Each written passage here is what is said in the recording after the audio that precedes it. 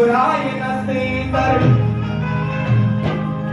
हे हिंदवी स्वराज्य स्थापन झालेच नसते आणि विश्वरत्न बाबासाहेब आंबेडकर नसते तर अहो हे संविधान साहेब कोणी लिहिलेच नसते.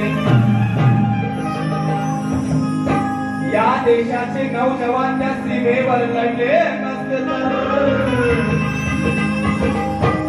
या देशाचे नौजवान त्या सीमेवर लढले नसते तर देशाला स्वातंत्र्य मिळालेच नसते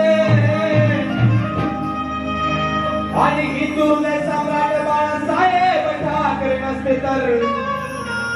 अहो तुमच्या आमच्या घरात